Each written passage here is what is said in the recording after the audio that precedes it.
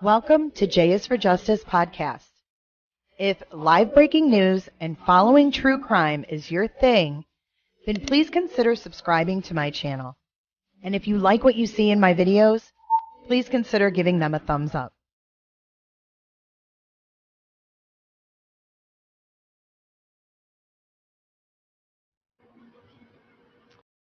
Good afternoon, Miss Potato. Hello.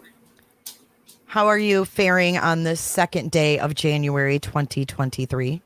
Doing pretty good. A little bit tired, but Yeah, you're recovering Doing from your alright. big New Year's Day meal yesterday, or the all-nighter I pulled last night which seems to be par for the course. with this case, yeah. Yeah, I'm reading chat and everybody's like, I can't get enough.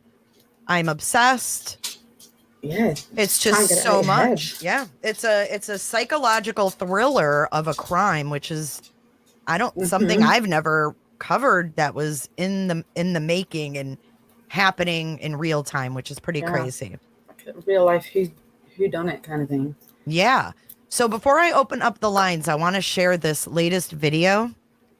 And this is somebody who says that Bryan was their student teacher assistant.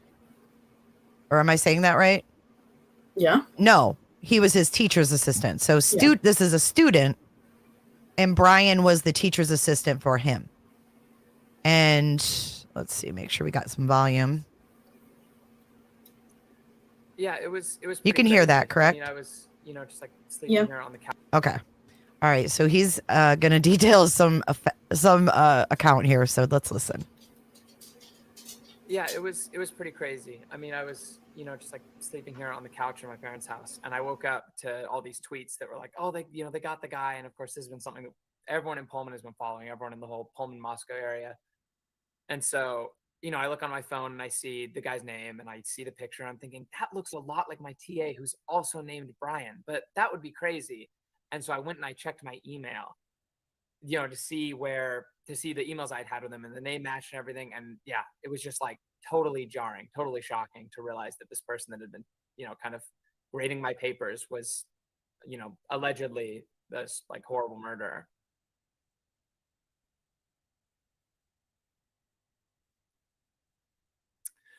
Entirely. All our interactions came in the form of the class, and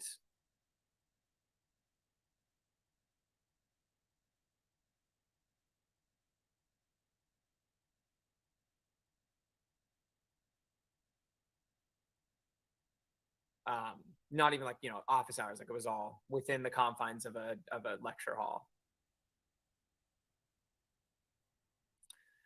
He was pretty strict as far as grading goes. When he came into class, he was very, not super mentally present. He would stand up at the front, look at the ground. He had a lot of like boilerplate responses he would give people rather than, maybe something he had thought up on the spot. It seemed like he would be, he'd come in knowing what he was going to say to like most interactions.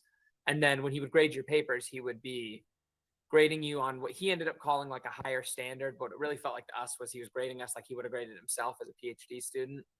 And so that was just kind of like, we were all annoyed by him. And so I knew his name, I knew like, oh, TA Bryan, like he sucks at this. Like he's grading us too harshly. And that was like an annoyance. But obviously beyond that, we just thought he was a little weird and kind of, a bad grader.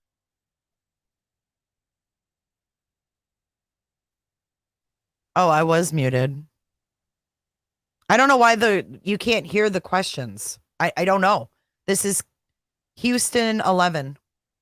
Yeah. He actually only left me good comments, which is just kind of silly. Like the only ones I could send in were nice ones, but for most people, he was being pretty harsh in the comments. For whatever reason, he was being pretty good to me. I guess we have to guess what the interviewer's questions are. This is Hayden Stinchfield says that Mr. Kohberger was pretty strict as a teacher's assistant as far as grading goes. And I don't know, are we just not hearing it because no one else is saying like, where's the questions? Is this like a live that he's done or something? Is he reading comments? I don't know. Tracy June Stafford says, am I the only one who can't hear the questions this young man is being asked? I would like to hear the other half. And then Someone said, why would you think you're the only one? You're not special. So no, I guess we just can't hear the questions. We have to just use our imagination.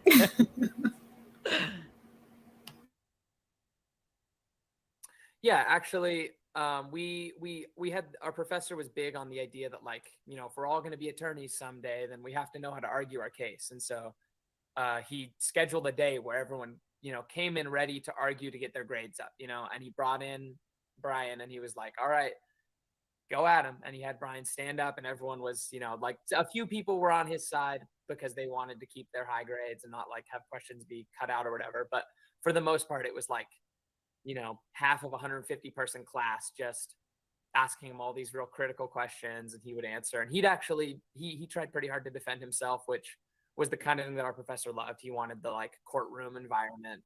And so, so there was just a period of class where we were all sort of arguing about this. Not, I mean, it wasn't like yelling or anything, but it was certainly conflict, you know?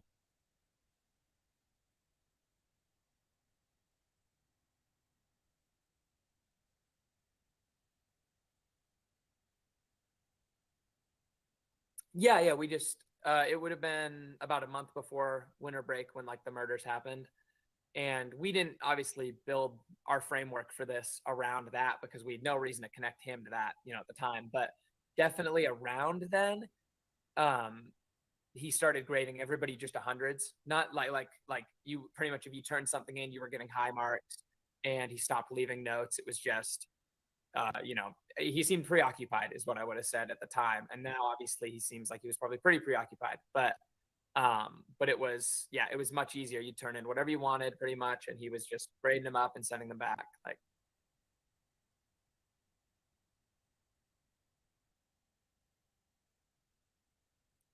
yeah, yeah, absolutely. He probably, that I saw, he was always a little bit spotty on whether or not he'd come to class because he had, you know, whatever PhD stuff over the top of it. But the couple times that he did come after or around that time period, I remember him, you know, he had like a little bit more facial hair, just like stubble, but definitely less like well kept than he was. And he was a little quieter. You know, he didn't, he used to stand up at the start of class and like talk about some stuff sometimes. And this time he didn't really do that at all. He was definitely, I think, like the previous like mental preoccupation that we had been noticing, where it was like, you know, he didn't really want to be there. That was at like an all-time high, and he just, you know, didn't look like he was doing great. So that was kind of hard to follow because we couldn't hear the questions. So that was a little weird. But apparently he didn't think anything weird of him other than he's a hard grader.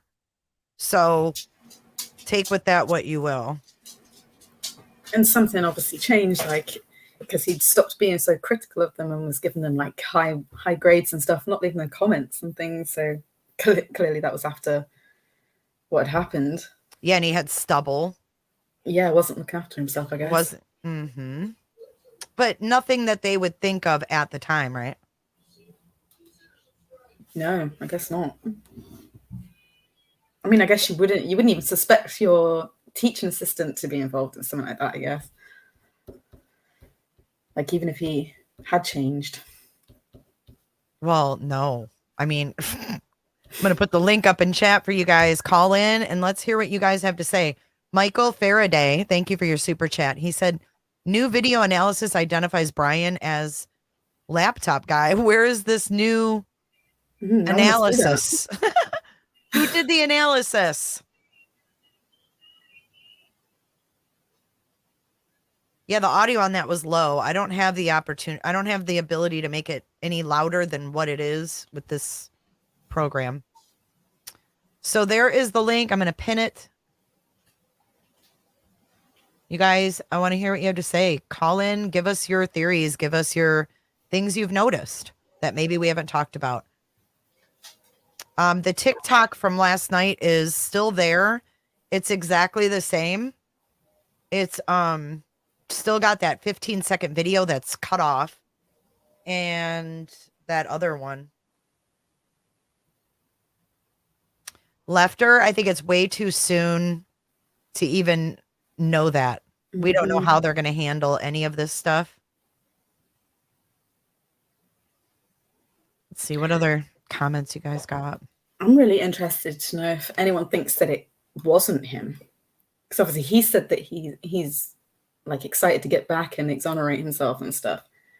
So I wonder if anyone thinks that it was someone else or if there was other people involved and it wasn't just him. Because I get kind of on like one track, like I'm convinced it's him. So to hear other people's opinions, like Right. interesting. I'm convinced it's him as well. Mm-hmm. All right, we've got a caller. We've got Lee. Hey, Lee, how's it going? Hey, I'm from Long Beach, California. I'm so grateful in 2023 I found you two. Yeah. Yeah. I've got a headache trying to figure some of this out, but they said the guy had a Reddit called Inside Looking, Yeah. and that also those two girls worked at a Greek cafe. And my other thing is, did he act alone? Do you think he did this by himself? And the third question, I guess, is maybe he didn't go downstairs because it was dark and they had boyfriends and he had to get out. I've heard that, but my head is exploding on all the information. And I just want to know, really, do you think he had help? Gosh, I mean, I've thought about there being someone else. I don't think he did, but I heard some talk about him possibly having a female that he could have talked into helping him. Yes. Ooh, I heard interesting. that. I heard that. Yeah. I haven't heard that. I did. I heard someone talking about it. Maybe it was on that T. Is it T-Rev? Oh yeah. T-Rev, and then there's some other podcast, Crime Drunk Circus. Turkey. Crime yeah. Circus. Yeah, there's Crime Circus, and there's Drunk Turkey as well. Oh, yeah, Crime Circus. He said that actually there's been communication from an associate professor, and he's found some stuff just today. He posted about it, that he thinks he might have had help. Oh, wow. Interesting. Yeah, that is. Yeah. Especially if it was a female as well, because he seems like the kind of person who wouldn't have those kind of close relationships with a female. So if it is someone female helping him, that's really I have a hard time feeling like he had someone that helped him because we've never heard about any girls, any Right. girlfriends. He seems to me kind of like a loner type. Yeah. Or any What- links to females has been like in a creepy kind of way. And what about him changing his license plates 5 days later? That was kind of interesting, too. Oh, that's new to me. No, I've not heard that. Oh, it's all over. That 5 days after the brutal stabbings murder, he went to the Department of Washington and tried to change his license plates on the Elantra. 5 days later. Wow, where did that come from? T-Rev, or that T-Rev thing. T-Rev. Hey. T-Rev, he's the one on the case this time. Yeah, I think he worked alone. That's my feeling. Just based on the videos that, like, if you think he's laptop guy, I feel like he worked alone. What do you think, Potatoes? Yeah, I think so too. I mean, just because of the kind of person he seems to be, he's kind of awkward and a bit of a loner and stuff. And I just can't imagine him being able to build that kind of relationship with someone where he could trust them to be involved with it and, you know, not let out that it's happening. Because, yeah, I just can't someone see said it. in chat, like, he didn't seem trusting of other people. Like, No. he is the only one that knew how to do the shit right. He was the smartest one, right? Mm-hmm. Yeah. So that would lead me to believe that he did it alone and thought he could definitely do it alone and get away with it alone. I had another thought. When I moved to another city, didn't he just move there in June and then does this 3 months later or something like that, the time frame? Did he go and look at this college beforehand? And then I wonder, what we were talking about.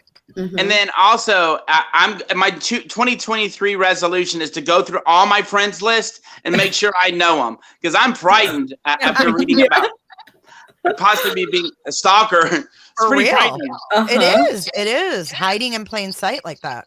Yeah. Okay, so let me ask you something, Lee. Uh-huh. What do you think about the target? Who do you think the target or targets were? I just posted on Twitter, there was a map that someone posted, and that the targets were the two waitresses. And I don't know the name, but the father said one of them was viciously attacked more than others. And there was this inside looking post, and he talked about the via of their parts hanging from something, and all this I don't know is true, but they're really looking at the targets. And he made a map called XE Xana, the XE room, and then upstairs. And they're saying that the two targets, the target was this one that was injured the most. He wanted to make that statement that was the target, maybe. And you know what's interestingly is that in the laptop video, or not the laptop video, on Reddit, if that inside looking was him, they were going into detail about how sharp the tip of the knife is. Yeah. Did you see that? Yeah, and then they said about him buying it. It was a $300-something skin cutting knife. And then what about that dog that got cut up? I was just gonna say, do you think he did the dog? Yeah. Because that person also posted a picture of a pig that was hanging, and it was sliced, and they said that it was like an experiment to see what it would be like slicing a human standing up. They had the pig hanging. I saw that. It was icky. I don't see how y'all do this and not get like queasy at times. Oh, we do. This is like a true Hannibal Lecter new movie coming out. It really is. That's what we were just saying. It's like a real life, like murder mystery, like psychological. It's all of those things. And I wonder if he didn't do this on purpose, if this plan is a lot more concocted than we even realize. You know, and what like about all the details. And what about the cold case in 2018 that there might be reopening of another person? I read another whole thing that they're looking into some cold case files from 2018. Could is this his first time, or did he do it before? I don't think it's his first time. No, I don't either. I don't either. And you know what? You brought up a really interesting point. Did he go out there, you know, while he was doing his master's degree in Pennsylvania to check out the different campuses? Because there was a stabbing in Salem, Oregon. There was a stabbing in, where was the other one? Potato? Washington. Washington, yeah. The woman that was stabbed and it was all at 3 a.m. Yeah. on the 13th of the month. And then we have November 13th, 3 a.m. with the Idaho 4. Ooh. A lot of numerology in this one. Yeah. And people were saying there's some numerology with his birthday being 11/21. And then they were putting together like the 1-1. What's the address? 1122. Yeah, they were King doing. Road. Yeah, they put something together with all this 11s, and it was weird. It was weird, like how it all went together. And I don't ever look at numbers because I'm not a numbers gal, because I'm horrible at math. Yeah. So math isn't really my gig. So I don't think that way. My mind doesn't go that way. Well, I appreciate it. I watch your show. I'm waiting. I know I live in Los Angeles, and people are already talking about wanting to buy the movie rights to this. It's a big buzz here in LA. So many people. And this trial, a lot of people, I know this is going to be a crazy trial. Is that Moscow, Idaho, going to handle the thousands of reporters and media there? I think it's going to be quite the interesting case. It's going to be a circus, isn't it? Yeah. So this is another interesting thing, Lee, that I read last night, is that they think that he will drag everything out to the fullest through the system. Yeah. He's going to play games. It looks his public defender has a 1-star rating, so it's pretty bizarre. Oh, wow. 1 star. 1 star on Yelp. I was reading. They say he's really, really bad. I'm wondering if a high-profile criminal defense lawyer might do pro bono, but you have to be barred and licensed in Idaho. And I don't know of many big-time attorneys in Idaho. So I don't know. There might be some attorneys that want to get their claws into this high-profile case. Yeah. So it'll be interesting to see how it plays out for sure. I bet if it goes on, more attorneys will come involved. Yeah. What do you do out there in LA, if you don't mind me asking? I'm a paralegal and do criminal defense here. Do you really? Wow. Yeah. No shit. Yeah. So That's I've been looking. I've really taken an interest to this, looking at the legal side of things. Yeah. And I also know Idaho is not a motive state. You don't have to prove motive in Idaho. Really? So, but the evidence is really going to be interesting. And I read if they find like I was told they found some skin in a drain with the DNA, and that's how they found him. Like, did he wash himself in the bathroom? Did he clean himself at the house? But they found some DNA. I heard they found his own DNA in the That's house. where the DNA came from. The sink. In the sink. Do you know what sink? Kitchen? Probably the kitchen. Yeah. But I'm looking at this from a legal perspective, and it's a jury of 12. How are you going to get 12 unbiased jurors? You probably would have to. I mean, everyone knows about it, and that's true. What about Ted Bundy though? He got 12 jurors, and he repped himself. Yeah, I think that. What if this dude does that? Wouldn't that be nuts? I'm almost wondering about that. Are these lawyers going to be good enough and live up to his standards, you know? Because we're dealing with the smartest person in the world. Right. So I'm sure he's going to have some high standards for his lawyer. Will he decide, and so having, I can do it myself? Yeah, and having a public... Yeah. But having a public defender seems below this guy, right? I don't know. Man, I don't know. It's going to be real interesting. Momo Shark says supposedly the surviving girls heard running water. I hadn't heard that either. No, this is crazy. Yes, and washing his hands. I wanted you guys to call in because you guys hear shit we don't, you know. Yeah. Well, you're awesome, thank you. Lee. Yeah, I love you too. Feel free to hit us up anytime and give us your legal standpoint and your opinion. Yeah, Absolutely. death penalty is a good thing here. But the jury has to not only convict him, but then they have to cross that threshold of death penalty versus life in prison. And no prior conviction. They haven't found the murder weapon, which I think they're going to find.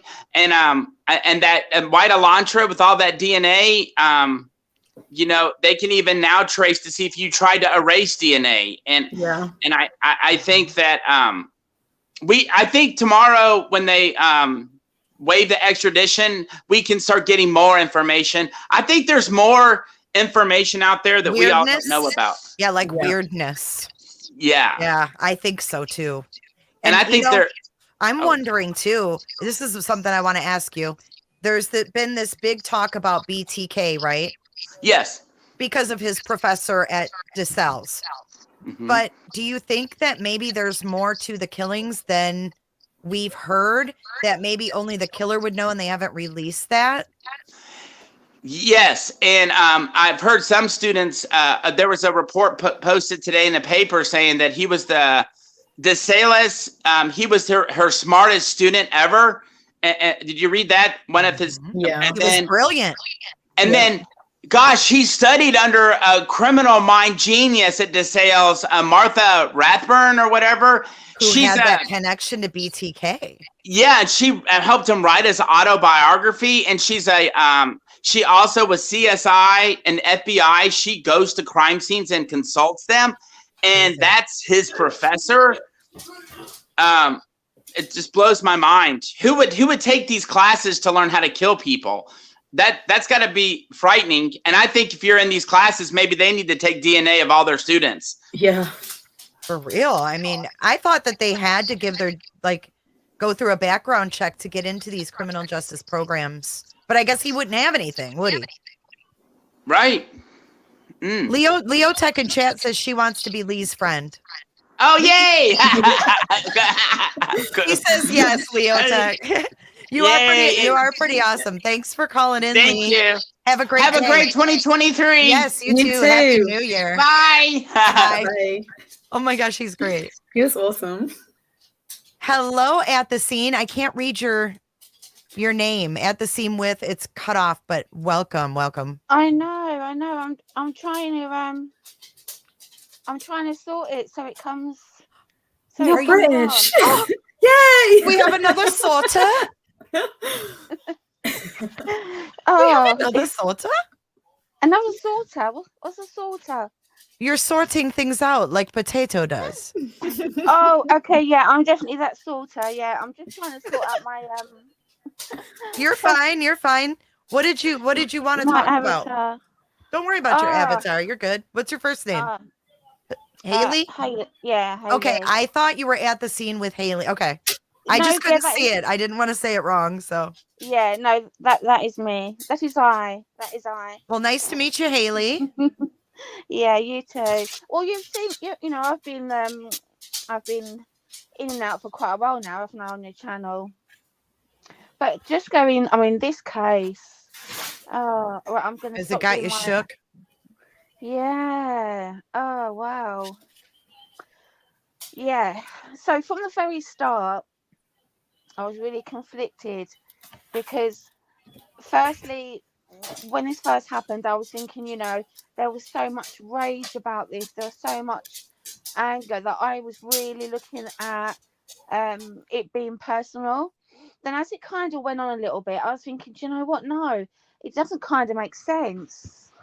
And I was thinking, you know what? You know, we've got another Ted Bundy running around. And in a way, I guess we're somewhere in between when we look at Bryan Kohberger and what he's done. But it seems to me a bit strange that that everyone's saying, he's got this high intellect, and he's just so clever. Well, in that case, what he's done, and the evidence that he's left behind, it's not making any sense, is it really? That doesn't speak of someone. Like, you can be really clever, but you can have no common sense. So, so I'm thinking, did he only have one target, which would have been, I'm assuming, Kaylee or Maddie on that top floor? And did he not expect for Kaylee to have Maddie in bed with her that night? So was he? Because what I'm trying to say is, it's a big ask, isn't it, for someone to go in, brutally stab. I mean, these weren't little punctures. I mean, these were, this was brutal. So for him to go in and do the kind of damage that he done, he must have known that he was somehow going to leave behind some DNA. So I don't think he went in on the premise that he was going to murder all 4 of those students. I just don't see it. I think that he went in, maybe targeted Kaylee, didn't think that those girls might share a bed, because the 2 girls are in there. That caused a bit of the noise, and disturbed, Ethan and Zainul on that middle floor.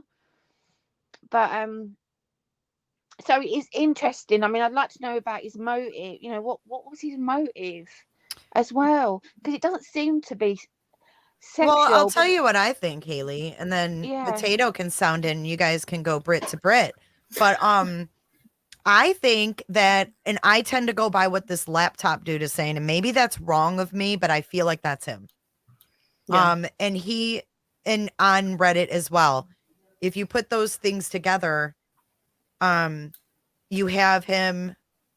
God, I just lost my train of thought because I read chat. Chat, you want Evo sometime? No, but if you take into consideration that he said on Reddit that Xana and Madison were the targets, and if you think about that, Kaylee wasn't supposed to be there. She only went there to show off her car. Yeah. And Ethan didn't live there. He was only spending the night with Xana. So that person, whoever that is, I just think no one's going to pull that out of their butt, right? It's got to be him. Mm-hmm. Yeah. And he's like, well, Xana and Madison were the targets. They were supposed to be there alone. Now, I don't know about the roommates. Like, the scream apparently saved their life, according to this guy. Yeah. So it made it sound like the fact that he said the scream saved their life, that he was going to kill them too. Mm-hmm. Yeah. So have you heard? Because I do TikTok, so I have a bit of a following on TikTok, and actually I'm going to go through some of my posts, because there, a couple of people have said that they think that he was actually, going in on a profile, and he was commenting, trying to lead it into a different way, giving out a lot of info. And I've kind of gone back on some of my ticks. I thought that's really interesting, and the reason being was that I don't know how many videos I posted on Idaho on TikTok, quite a few. And there was always one constant that kept giving details that was so. It was strange. It was odd. You know when something just doesn't feel right. And I just kind of kept thinking, you know, what does this guy know? Like, who is this guy?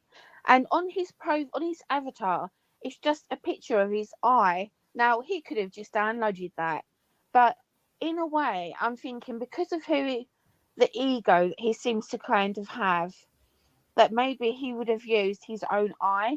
So I'm going to have to go back through all my TikToks to see if he was actually conversing with me on my That would be TikTok. freaky. It would be so creepy. But I really think that he could have been, because I think he's the kind of person that would be across platforms following what people are saying and you know, throwing out these little bits of information because he wants to seem like he knows everything but doesn't want people to know it's actually him, kind of thing. Right. I think he thought he was going to be able to fool people. And I think he thought he was fooling LE. And I think that they put certain things out at certain times to make him feel comfortable, whether they knew it was him or not.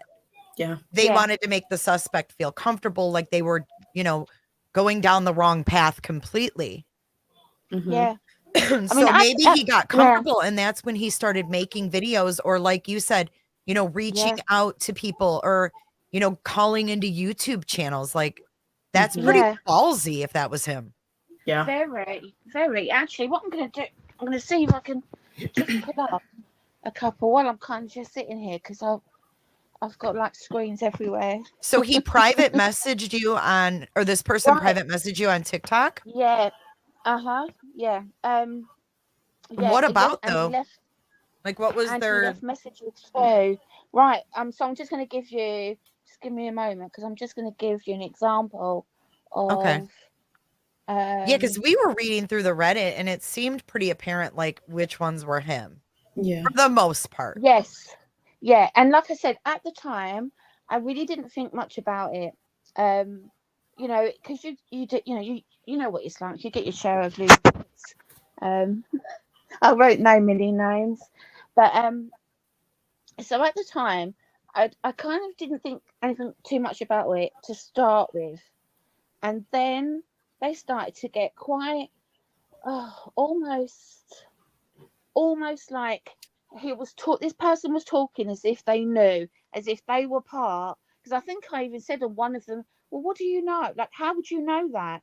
Or I kind of questioned it. It was odd. I'm just trying to find the one where he left.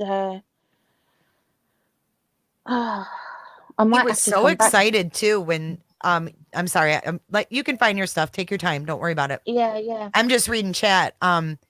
Ultra Dark CEO has a really good point. When Steve G spoke up, he had to one up him. That's when the big info started popping, December 14th and 15th, and he was excited. Yeah. That Steve started that information train. Yeah. I mean, he was even like, well, seeing as he's spoken out on the like gruesomeness, then I'm going to give my information on what I know about it. Yep. Like creepy. Yeah. And that person on Reddit clearly said that the unconscious person was in the bedroom with a door locked. Yeah. And he basically made it sound like, use your brain. If they were in the open area bleeding out when the roommates found them, don't you think they would have automatically called 911? That's exactly what this person said on there. And they were being a smart ass. Like, wake up. They didn't find their friends bleeding out. They didn't know they were injured. Yeah. And that's the kind, I can't seem, I'm using my iMac and what's going on? I can't seem to find it. Hold on. I might have to come back to you on that. That's okay. I might go out and come back in. But that's what got me. It was the overexcitedness. But what he was pushing that there was 4 or 5 guys involved.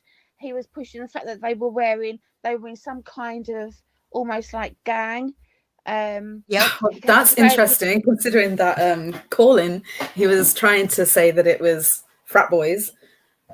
Like 5 or 6 of them, didn't you mention? Well, 5 or 6? And you know what? Not only that, you guys, in his questionnaire, he said, are you under like drugs and alcohol, are you affiliated with any gangs? Yeah. And do you have problems at home? Yep. Right. So that's interesting, isn't it? So Yeah. I mean, yeah. So he was kind of, so he kept going back to the grub truck footage, and he was saying, like the guy that had that kind of Indian-ish, like Mexican kind of poncho on. Oh, Mhm. Einen Harsh. Yeah. Mr. Harsh. Yeah. He kept saying, look at him, and then look at this person, like, and they had gloves, and this person was passing something to the other one, and then when they went round the corner, they didn't. He was just. It was. I mean, these were quite long messages for TikTok, quite long, and they got more and more kind of almost like he was desperate to say, look, this is what I know. And it wasn't like, I think. He was saying, I'm telling you, this is how it is. This is how it went down. And literally was So very matter of fact. That's how he was on Reddit as well. Yeah, his Yeah. replies were like that in the beginning, and then I guess people were saying, well, how do you know this stuff and whatever. So Yeah. he started putting speculation and in my opinion before everything he said. Yeah. Well, I don't know if you did with mine, but I also felt like it, because it on the first one I was thinking, well, I don't know, something was off, but like I said, I didn't put loads on it. Then I put another couple on, and it seemed to me that he'd pre-written the stuff that he wanted to say, and then he was just literally just copy pasting, because he gave the same messages a couple of times on different videos that I had posted on TikTok. I wonder if he was sending out the same thing to like everyone. Well, like you say, like a cut and paste kind of thing. Right. So I was speaking to somebody else on there who I know really well, and she was getting the same thing. And we both said, isn't this weird? So she private messaged me and said, read this. What do you think? And I read it, and it was exactly what he'd sent to me, word for word. And I said to her straight away, that's really, really odd, because that's what I've just got. So, I mean, I've just gone in to have a look today on the TikTok, on the account that he used. Like, there's nothing, no followers, there's nothing there. All that's left of it is a photo, and it's just of his eye. So I'm going to see if I can match up the eye, because, oh my God, I've just got some news that Harry and Meghan have broken up. I knew it. They broke up. That's why he wants his dad and brother back. I bloody knew it. Oh my gosh. Oh my After the God. documentary, they I broke know. up? Can you believe it? Funnily enough, I've just done a video, and I've just posted it on TikTok, because he's doing an interview, Harry, on the 8th of January, just him on his own. And I have to say that Wow. in this trailer, he's looking a little bit pasty, because I thought, God, he looks a bit rough, very short trailer. And this is when he brings up, I'd like to have my dad and my brother. But this video is Okay, all over. I've got it right here, actually, because I saw that headline, but I didn't read it. Right, and just a couple of weeks ago, I was hearing a lot of inside chat of people saying, do you know what, they're not together. They're only getting together when they kind of have to. Other than that, they're not being seen together. So They just knew put it. the damn documentary just came out. But it's interesting though, because even in that documentary, he looked like he was really like not happy with the kind of things that she was saying about when she met the Queen and stuff, and all of her curtsying. It's like she was mocking it all. And you could see on his face, he was just like, mm-mm. Oh, you know what? Let's watch this clip really quick, and then we'll get right back to the chatter. Sorry, it's only a minute long. Here am I, like, just bursting in and then just giving like No, you know what? It's funny because I sent that link in our group, and I was like, I didn't read it because I didn't have time. But let's listen. It's only a minute long. One of the criticisms that you've received is that, well, okay, fine, you want to move to California, you want to step back from the institutional role. Why be so public? You say you tried to do this privately. And every single time I've tried to do it privately, there have been briefings and leakings and planting of stories against me and my wife. The family motto is never complain, never explain. But it's just a motto. And it doesn't really hold. There's a lot of complaining and a lot of explaining. Endless. Private being done through leaks. Through leaks. they will feed or have a conversation with the correspondent. And that correspondent will literally be spoon-fed information and write the story. And then at the bottom of it, they will say that they've reached out to Buckingham Palace for comment. But the whole story is Buckingham Palace commenting. So when we're being told for the last 6 years, we can't put a statement out to protect you, but you do it for other members of the family, there becomes a point when silence is betrayal. Wow. So it's getting thick at Buckingham Palace. Although I don't see that they're broken up in this article. I wonder what'll happen though if he does like come back and stuff, but he gets titles back. I mean, how does that work? Yeah, I don't know. Weird. It's like he's just been completely separated from his family and he wants them back. You could tell in the documentary, though, I don't know if everybody here watched it, but you could tell he's sad. Yeah. Yeah, I haven't seen anything about them breaking up, but that he wants his family back. I did see that. That's really sad. Because it seemed like he wanted to be distant from all that kind of stuff, and he didn't want to be involved in the royal kind of side of stuff, and he was just living his life out on the farm. But to find out that he wasn't happy and stuff like that's poor Harry. All right, I know. That's what I said. Poor guy. He's probably really sad. But Ultra Dark says he wants Queen Elizabeth II back. Oh. All right, so a lot of people were saying, who's laptop guy? What are you talking about? I'm going to play the 5-minute video again for those who haven't seen it yet. And go check and see who my dogs want to attack. I don't know if you can hear them barking, but they're going crazy. Hey there, to those of you interested in hearing this report, I just want to let you know that I'm a relative of someone inside the investigation into the quadruple homicide in Idaho. I don't want to be any more specific than that because I don't want to put anybody in a challenging or contentious situation regarding their continued employment. And I will say what I'm about to tell you is secondhand, but it is from what I believe to be a very reliable source. Again, this can only be considered a rumor as I don't have firsthand knowledge. I never planned on posting any of this information out of respect for the victims' families. However, now that one of the victims' fathers has released some of the gruesome details himself, I'd like to share some of the investigative theory. As you know, the two women were found in the same bed, but with similar wounds. That's what's being reported. That's not exactly 100% true, at least in regard to the fact that they hadn't fallen to sleep in the same bed. One of the victim's wounds were deep gouges that were delivered with extremely aggressive force, so much so that the victim's liver and lungs were destroyed. Here's the theory that's happening.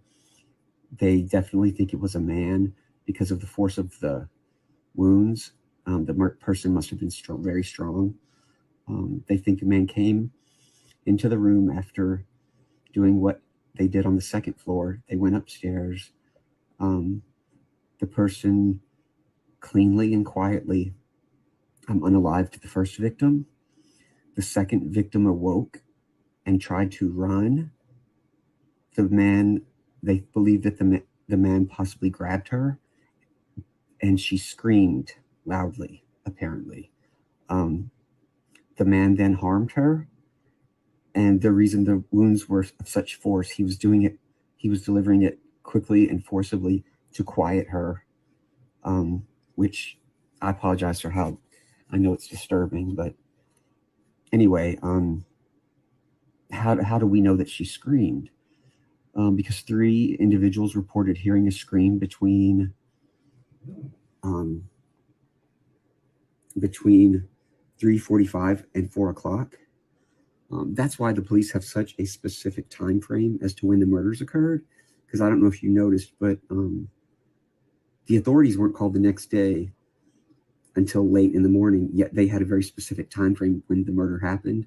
They think the scream is why. And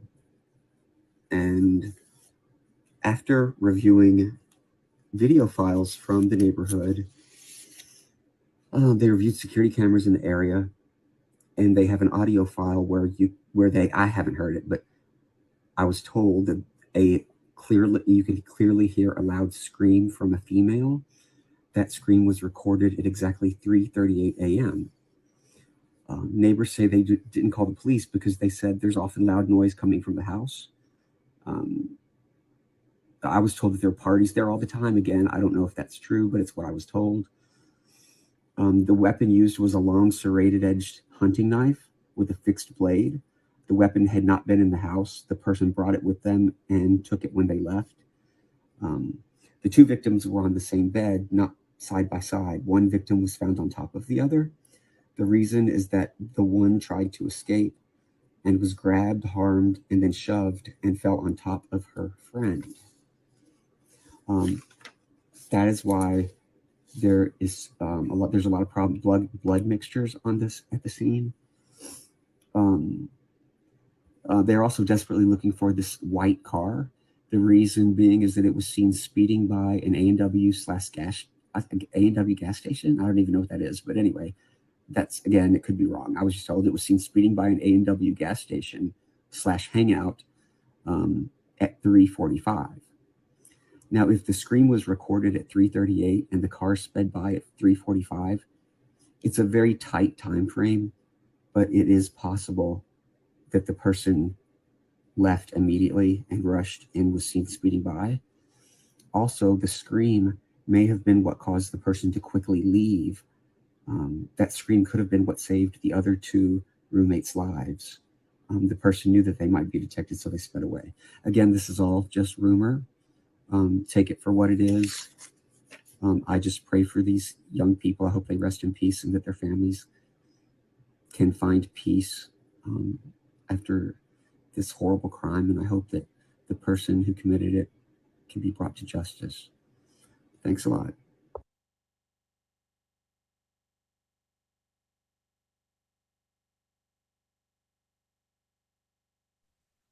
I know I have a couple things to say about this. I know people are saying it isn't him. But I do want to say that when we researched WSU Pullman and looked inside pictures of the inside of the criminology office, their desks are the same tone of that wood. And it looks like the keyboard usually would be sitting where the laptop is, but he's put the keyboard on the base of the monitor. What you see is the keyboard on top of the base of the monitor. And it looked similar to the CSI lab room that they have there for the students. So I don't know. We went through this extensively yesterday. And I don't know if we determined that it wasn't that room. It could be his office there in the main building. So.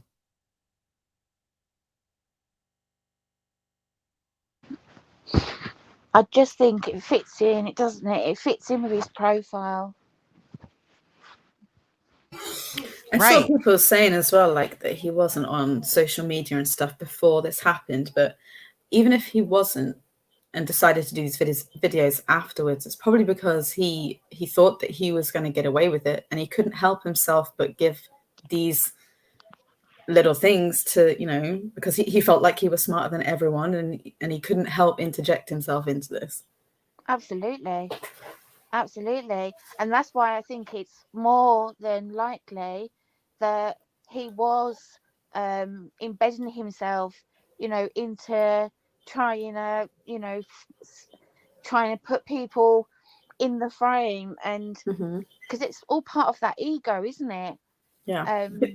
It's like when they go back to the crime scene and stuff, he's not physically going back to the crime scene, but he's reliving the moment by talking about it online.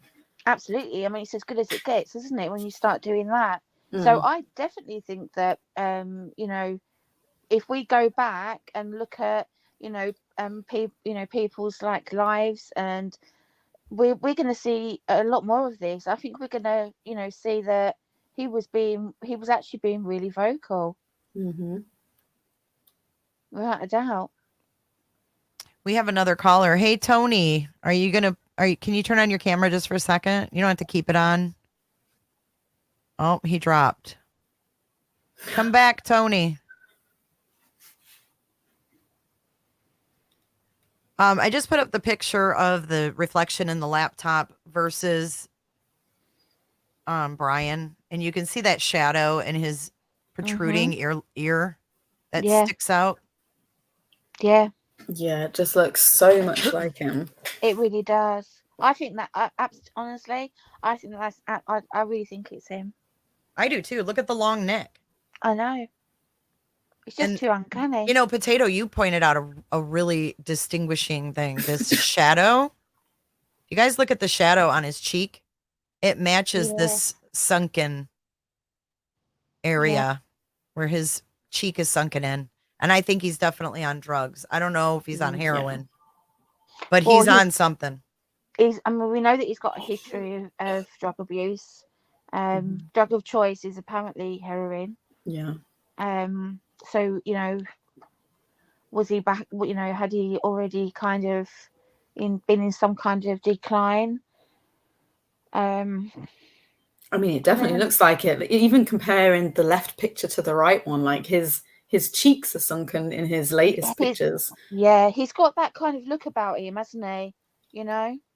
I'm going to go out on a limb and say that he's on Adderall. It's very common for college students to ask for it because they stay up studying and stuff, and it helps them. I was going to say, so for us, that will be speed. Is that right? Oh, yeah. You guys don't know the name brand. Adderall. Yeah, speed. Yeah, basically, it's a stimulant. Okay. Yep. So it's sold under the name Adderall, and it's very common for college kids to take it. Very, very common. Yeah. I'm sure I heard as well that his neighbors had said that he was up like all night. So, I mean, that would make sense if he was on stimulants as well. Yep. And that would explain, you know, the gaunt face. It really would. If he's taking it more than he's supposed to. And that Adderall, I mean, your appetite is gone. Oh, yeah. You know, and that's why I hate that all these kids are on Adderall. I just think, it's poison, but that's a whole nother story for another day. But I mean, he looks almost unrecognizable from his community college days. Yeah. Very. I mean, because he had issues with his weight, so we know that that he was bullied, but then he sort of has become a bully. It seems, allegedly. Well, from what we heard, Haley, I'm sorry. Oh, do you know what? I don't mind Hillary. Hillary.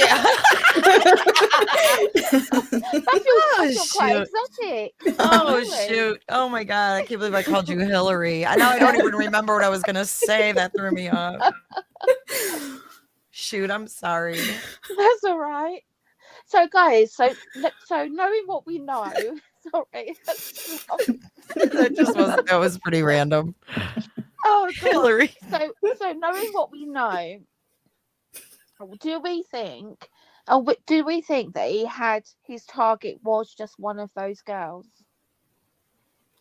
No, I think he was targeting both Ethan or Xana and Maddie because he thought they were the only two that were on the second and third floor. And I think that he has some kind of weird obsession or research or something on this 99 case that happened right in his backyard. Okay. I think that maybe he's trying to figure out, I don't know if he's trying to solve that case to figure out who tried to kill those two girls that survived. But we put all of this together last night and it was so weird because the lady, Miss Ladd, that was stabbed to death in Washington in 2020, we were saying, man, he could have been out there to visit campuses. But it turns out we looked at her GoFundMe and stuff, and she has some Vietnamese friends. And the two girls that were stabbed and lived were Vietnamese. And I'm wondering if this doesn't go deeper to where he looked and found out who those girls were, because they were never named in the media. The police kept their names private. The They only did. way he would know their names is if he researched the case for school. Yeah. And Yeah. to join the PhD program, to even apply, they have to do all of this work. And I'm just wondering if something didn't have something to do with a case in that area or something to that effect, because he's very close to where that happened. He lives right in the complex behind it. It's unsolved. And I'm wondering if he thought it was a frat boy and he was trying to get into the mind of a frat boy. Mm-hmm. Because he kept talking about on that podcast, he kept talking about, oh, these frat guys, they kept asking me, if you're going to kill someone, how would you get away with it? I feel like he was asking frat guys those questions and they thought he was a freak. Yeah. It's like he was trying to figure out their culture. He thinks that that's part of their culture kind of thing. Yeah. So what about the dog that was skinned? The dog too? Yeah. Yeah, I think that was him. Yeah, Was so do he- I. I mean, it's was just, he testing knives? Because he went I into think great so. detail on Reddit about how those Yeah. knives get dull. And by Yeah. the time you're on like the fourth victim, that knife is so dull. And he explained away Kaylee's open wounds, Yeah. the way that it was worse. He's saying wasn't because she was a target, but because she was the last victim and that knife was dull. And when Yeah. they're dull, they make tears rather than stabs. That's right. That's right. Because the moment I heard about that dog, I just thought, you know what? Often when it comes to these kind of crimes, I don't really believe in coincidences, and the fact that to me was like a practice session.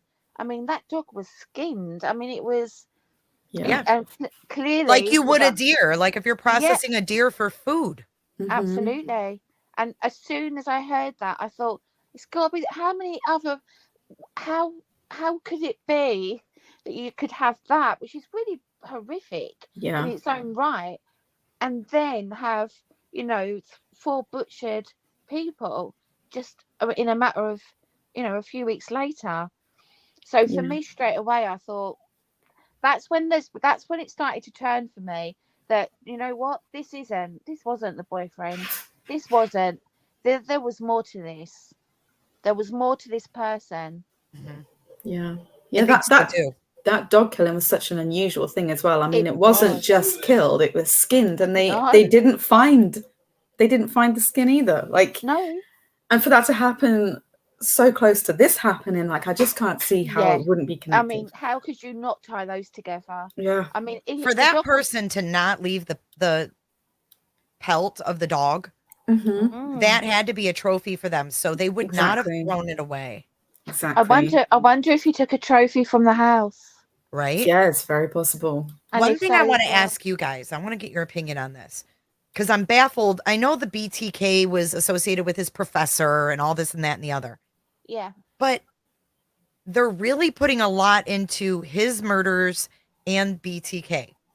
Now, do you remember early on when they were going through rumors and deciphering all this stuff, that the police said the rumors that they were bound or gagged is false. Yeah. But is it really? Did they keep that close to the vest because only the killer would know that? And did he do more of a BTK type thing? Yeah, I mean, definitely. They're not going to put that kind of information out, are they? Because like you say, the only person who's going to know is the person that was there. Absolutely. And they're not going to want everybody to know that. Absolutely. I mean, if that's the case, then I think they definitely would have. That's definitely something they would have held back, without a doubt. Without a doubt. And all these other unsolved stabbings, even where the people didn't die, it's interesting to me because I think in his mind, he may be trying to figure out this 1999 murder and how this Jamie Lynn was stabbed 19 times and survived. I think that he's baffled on how that person that broke into their home in the middle of the night managed to kill the husband, and this woman who's stabbed 19 times lives. Yeah. So did he study anatomy to figure out where you would stab someone in order to do it quietly and cleanly, as Laptop Guy put it. Yeah, that's what makes me think that this definitely wasn't his first time, because I think that he did so much studying with obviously his studies for school, and I think that he'd done practice runs, these unsolved crimes, and that he thought that he got to a point where he could get away with it, and so he thought that he was going to get away with killing all these people in this house. No one's going to catch him because he's smarter than everybody else. He knows what he's doing now. And it's like Fry said about them having years of experience. So even though he thinks that he knows what he's doing, they know more. Yeah. Yeah. Verbal Knit in chat grew up around the area of the Oregon case. And I think it's really crazy that you say that, Potato, because unsolved. We've got Miss Ladd unsolved. We've got the couple unsolved. In 20 and 21, respectively, all on the 13th of the month, all at 3 a.m. when they were in bed. Yeah. So like if he did do those, they're unsolved. He wasn't caught for them. So that would give him a sense of security that he's gonna get away with it again. Yep. Yeah. Now I figured out all these things that all these people did wrong. I'm going to do the exact opposite, and I'm going to be able to get away with it. Yeah. And it's research and stuff as well. It's research questions like, how did you meet your goal? Like, what did you do to, not be caught? I think he really thought that he'd figured it out.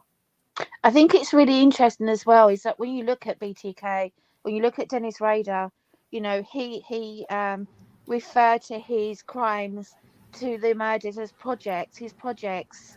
And you kind of wonder, was Bryan, did he see it in that way? Was he seeing it in a quite a methodical kind of way, and as a project rather than just as a murder? Yeah. Well, I mean, like his question, it was a goal. How do you meet your goal? Yeah. Hey, Clive, what's happening? Does Clive know? What's he doing? I don't know. That made me nervous. He's mooning us. Look, down at the bottom. Oh, fuck directly off, dude. We don't want to see your hairy ass in Atlanta. Oh, dear. Oh, my God. What is he doing? I don't know, but he's on. He fucking mooned us. Dude, why'd you moon us? You're freaking gross. Who are you? Who is he? What's happening? I don't know, but I'm glad I removed him when I did, because he fucking showed his hairy ass. That was good timing. Well done. Clive, go get a razor, dude. Oh, he wants to get me. He wants to get me dinged and get a strike. Gross. No one wants to see your ass, Clive. Oh my God. Ken Dalton's like, oh my God. Brooke, is this real life? Yes, it is. Grown people call into YouTube lives on a Monday afternoon. They really do. Just why? They do. When he started turning around and had his hands on his damn waistband, I was like, oh, hell no. I was thinking this is going down. Yeah, I was thinking, please get him off quick. Because nobody wants to see that shit. You got that right. Definitely not. Oh, God. Shelby says, what? I have to rewind. Hey, you know what? Haley, you will never regret your first call in to Jays for Justice. I'm not. You know, there's two things that are going to stick out: Hillary and Clive. Yeah. Clive's hairy ass. Masty. Oh you are masty, and I feel sorry for your wife. And put on some undies, dude. That was the grossest thing I've seen.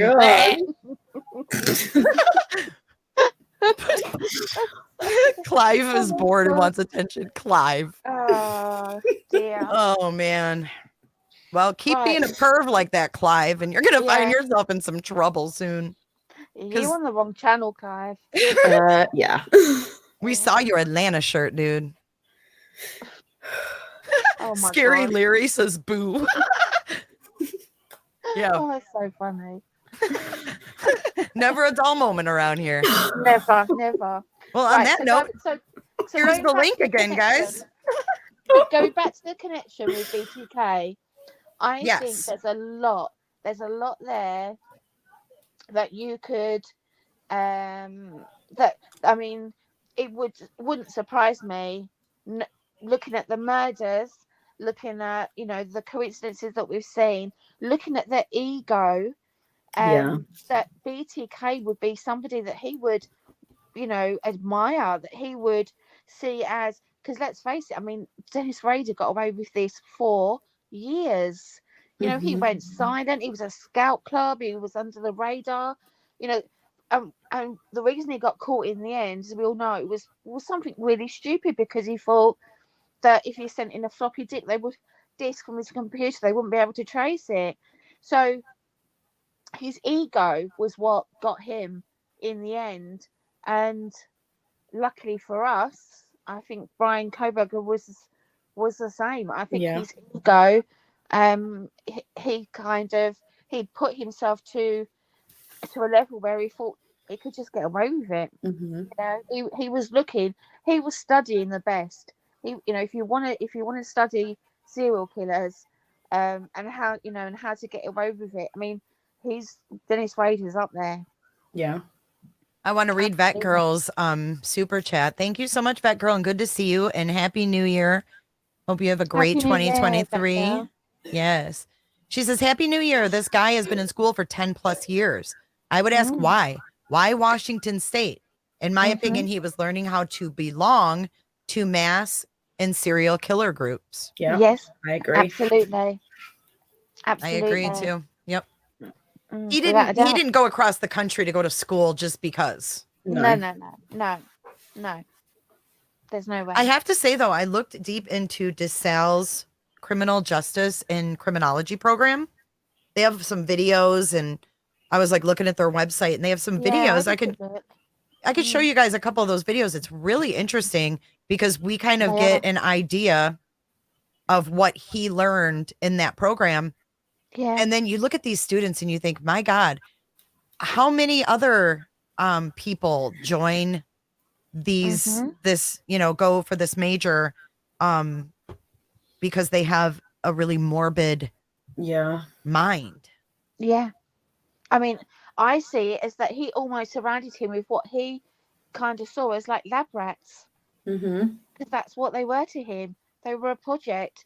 It was a project in, you know, in the making. Yeah. And these were people, you know, I don't think he was seeing them even as human. I just think he was seeing them as a study, a part of a study. Part of his study. Like how Elon sees the monkeys that he puts Neuralink in their heads. They're just part of his research. Mm-hmm. Yeah. And it was an interest he had from when he was really young as well, because his teachers were saying that he was like obsessed with cop shows and stuff, and, you know, would ask so many questions about these cop shows and everything. And that's what he wanted to go into. So it's like, it's been his goal all along. That's his strange interest. Yeah. Yeah. He wanted to be a cop, but he seems more psychological. Like he did the kickboxing thing, according to his friend. Mm-hmm. Yeah. And like tried to be a badass and all of that. Like, but he's just not maybe tough guy. Yeah. Yeah. I mean, he's been a bit of a chameleon, hasn't he? You know, in that he's tried to kind of enter different groups. He's evolved. He's evolved as a person. Trying to find his place where he fits in, but never quite found it. And like you said, you know, like when you look at the photos of him now, you know, look at Chris Watts, you know, that photo of him at the birthday party when his face was just, I mean, it was so evil about it. It didn't look like him anymore. Yeah. No, he had those dark eyes already, and it was before the girls were even gone. Yeah, and you could see the evil in him in that photo. Isn't it weird? Isn't it almost like when he made the decision that he was going to do this? That was when he checked out. Yeah, you can really see it. And he even said that, didn't he? That he was thinking, you know, this is the last time I'm going to be doing this. Yeah, and you could see that in his face. You could see that he'd already detached himself. That he wasn't looking at those children as his children. No. He'd already detached himself. Right. And I guess only certain people that are, there's something wrong with their brain are able to detach themselves. Especially, I mean, is it worse for Chris Watts though when you think about it in this context? This guy may not have even known these people. Yeah. Chris Watts, those were his flesh and blood. Like they were his. They were part of him. Yeah, they were. Yeah. I mean, And the yeah, of fact, course. you know, doesn't that kind of make it like worse in that aspect? Like it's not a Yeah. serial kill, but God, it's just Someone so close to him. Like right, he, and like he what brought them into the world. It's awful. right. They were It's just like babies. what's wrong with their brains that Absolutely. they be able are to do that. able to separate themselves from their own children or Mhm. just from hurting another individual? Yeah. I mean, I couldn't hit like a squirrel and Oh my not God, feel no. bad. You know what I'm saying? Like it would stick with know, me no, all I- day. Like I'd Mhm. feel Yeah. awful. Or a bunny, you know? I can't imagine taking a human's life and thinking about that in realistic terms. You'd Yeah. almost have to be messed up in order to disconnect from it. Yeah. Absolutely. And thinking about it all beforehand as well. Like he said when he was tucking them into bed that it's the last time he's going to do it. So he'd been thinking about it the day before. He'd slept on it and then actually carried it out. Yeah, and that makes it even worse. That's what makes Yeah, it because even then worse. it's not a passion thing. It's was, you know he was just No, planning to do it and carried it yeah. out. It wasn't in the moment. It was, yeah, that's what makes it so frightening, and that's why people like him and like Bryan, you know, Kohberger, and BTK and Ted, but you know, that's what makes them some kind of, you know, something special when it comes to evil, because that you can't. That yeah, it's a different type of human being, Yeah. if you can call them that. And you can't understand it, and I'm glad I don't understand it. Yeah, I mean that's it exactly. But there were some, there are some things that that he did kind of know them, because didn't he? I think he went to the restaurant, didn't he, where Kaylee and Maddie? Yeah, Oh, I no. keep hearing that the Mad Greek, where That's I it. think Maddie worked there. Right, so Maddie and Zaina both worked Yeah. there, I think. Yeah, and it's Okay. vegan as well. So people were saying like maybe Yes. he went there because it's vegan. That's where he ate. That's where he knew them from. Hey, you Yeah, guys, we've got the drunk turkey in the house. Hey, drunk turkey. I've been enjoying Yay! your convos as well. Hey, drunk turkey.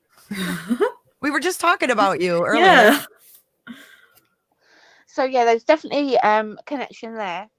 Apparently he was really obsessed, wasn't he, with vegan, to the point where when he went to one of his aunts and uncles, they had to buy all new pots and pans. Wasn't that his parents? It could well have been. I think it was at home. He refused to have anything from anything they'd cooked to meet him.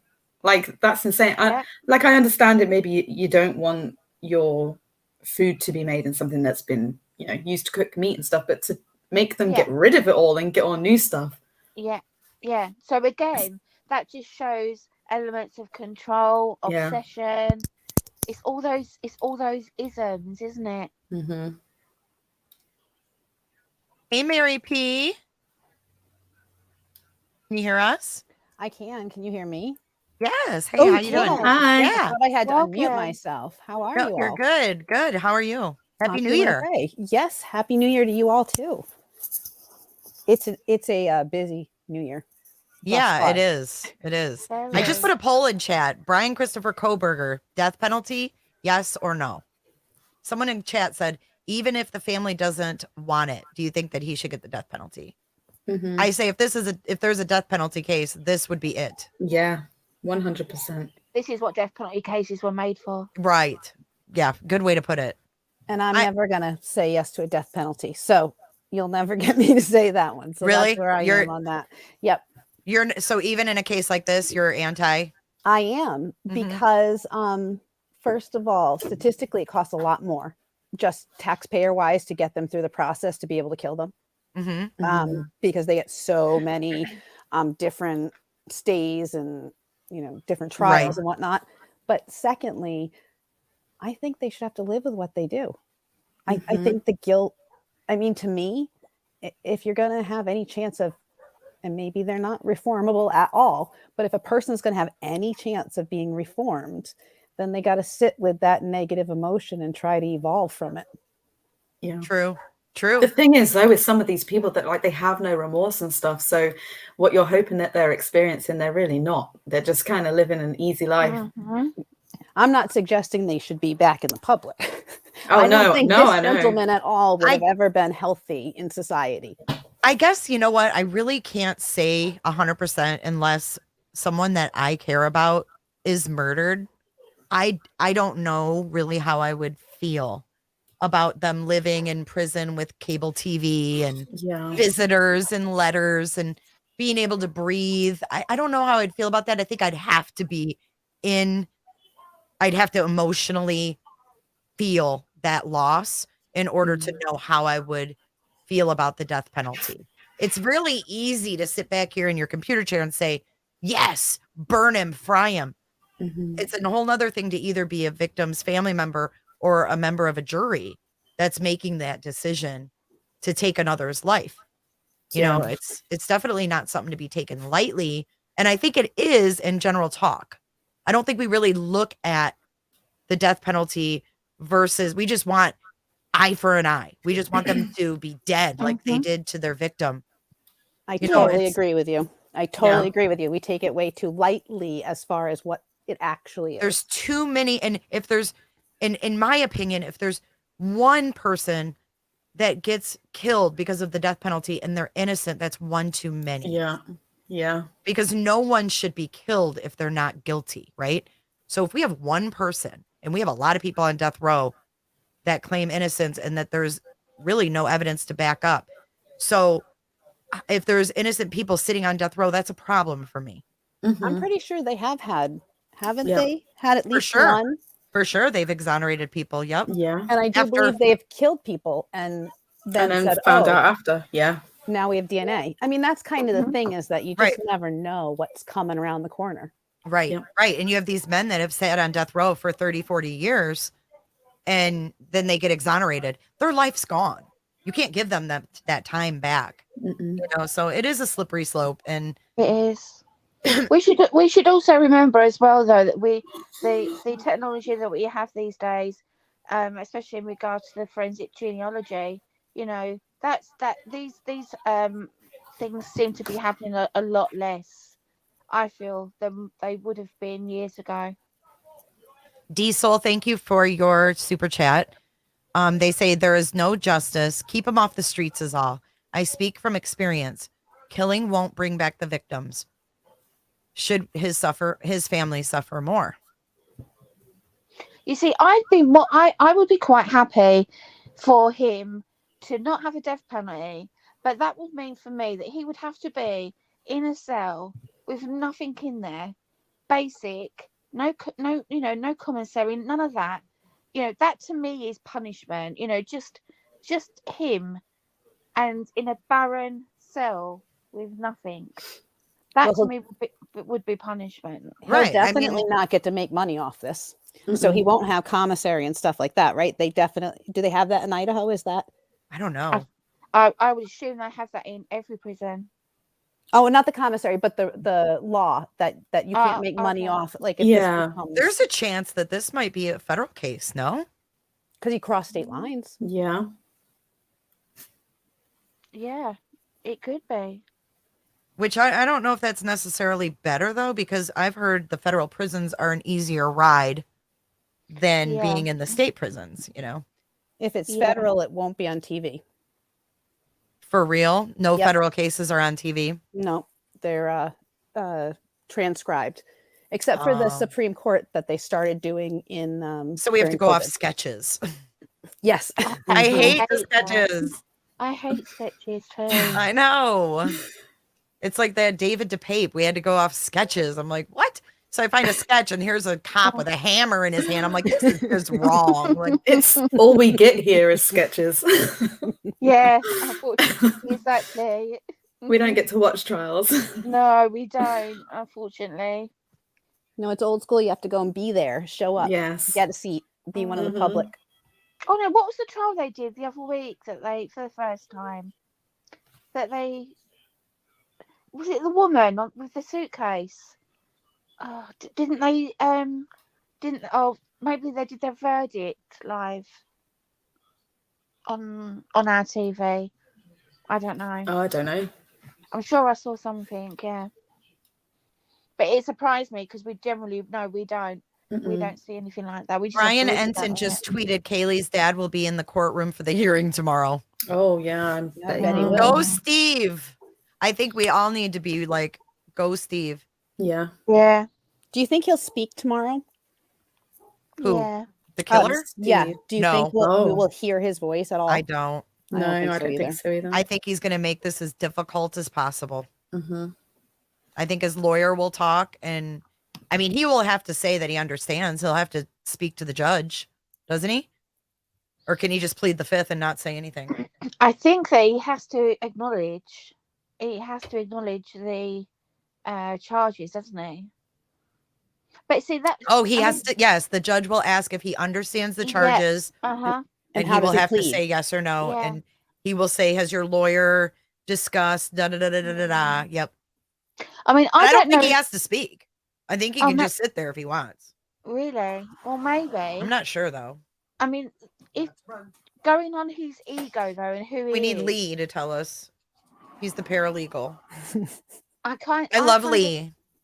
I kind of feel though that he might. I think when we go into the trial, it wouldn't surprise me if we see another like Ted Bundy who ended up representing himself. 100%. And even to the point where he was allowed to cross-examine his own victims, and slowly went off route and was. I mean, I'm laughing, but it's not even funny. But It's crazy. It was. I'm laughing because it is crazy that he was able to cross-examine his own victims in detail and ask them, well, how did your arm look when I did this? Or, he reveled in it. He was reliving it in the courtroom. The He judge enjoyed was it. amazed by him. I mean, the God. judge ended, didn't he? Yes. By saying, "You are so brilliant in such a waste. What a and I waste. would have rather seen you Yes. anywhere else in my courtroom than this." Yep, I know. Can That you was pretty believe shocking for the judge That- to end that way. I thought so too. that? It was really shocking. Especially after he did all that stuff. and Yeah. all that he was cross-examining. almost- He was almost saying, "Oh, what a shame! What a shame that You could have been did a great that." lawyer. Yeah. Didn't he say something like, "I would have loved to have you work in my courtroom" or He something? did. In I my mean, courtroom, yep. This is because he was such a charmer, and the way that he did it. We actually had a case over here, with the same kind of thing. I can't think of his name now, but and he did the same thing. He sacked all of his team and represented himself, and he was brilliant at what he did.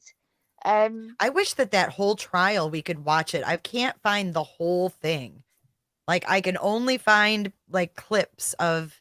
Oh, what, the Ted Bundy? Yeah, I've never been able to find Yeah. it in its entirety. But check this out. I found the clip where the judge compliments him. Look at this old school Oh, let's footage. see this. A judge in Miami today followed the jury's recommendation and sentenced Theodore Bundy to die in the electric chair for the murder of two co-eds. Bundy is the 136th person under death sentence in Florida. Ed Rabel reports. Before pronouncing the sentence, Judge Edward Cowart let Bundy make a statement. I'm not asking for mercy, for I find it somewhat absurd to ask for mercy for something I did not do. So I will be tortured for and will suffer for it and receive the pain for that act. But I will not share the burden for the guilt. In imposing sentence, Judge Cowart cited the savagery of the crimes and what he called the indifference of the defendant. This court, independent of, but in agreement with, the advisory sentence rendered by the jury, does hereby impose the death penalty upon the defendant Theodore Robert Bundy. Then, in an unexpected move, perhaps an afterthought, Cowart stunned the courtroom with some parting words for Bundy. Take care of yourself, young man. Thank you. I say that to you sincerely. Take care of yourself. It's a tragedy for this court to see it's such a total waste. I think Oh, sake. you're a bright young man. You're a good lawyer. I'd love to have you practice in front of me, but you want to play, partner. Bundy says he'll appeal. Meanwhile, he has been ordered to the state prison to await setting of the date of his execution in the electric chair. Ed Rabel, CBS News, Miami. the most bizarre thing I've ever heard. That is crazy. If I was like the victim's family, I'd be like, screw you, judge. Why are you complimenting this psycho? And don't make him feel good for what he's done.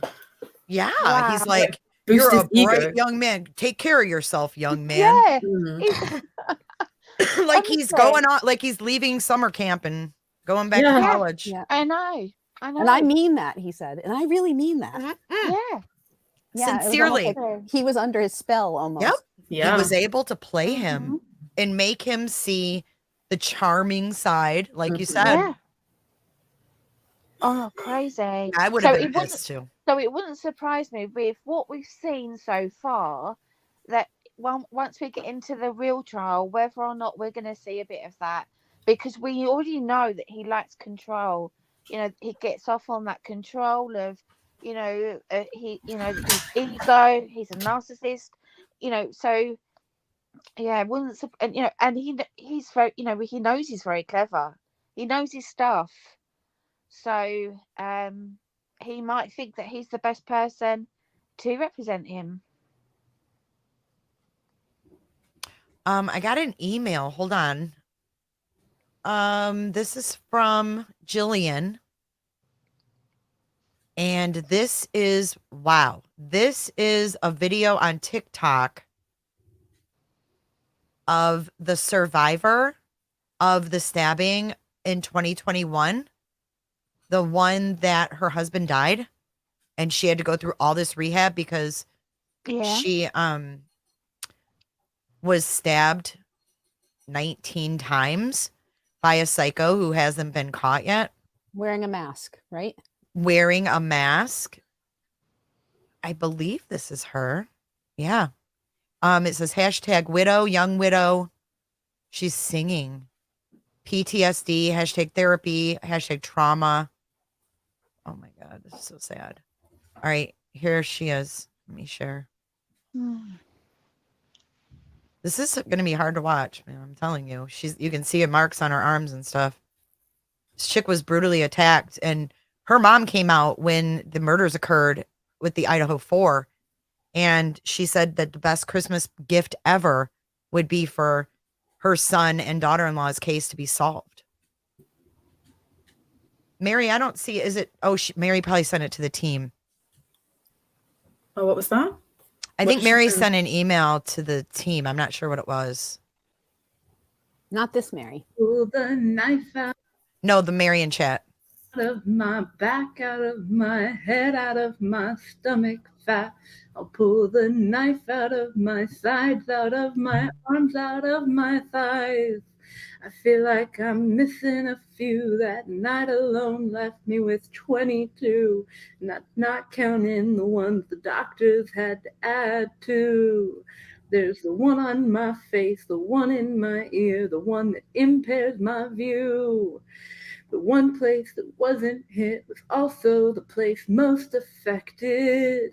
Trying to see the light on the other side, the one that points me towards life instead of suicide.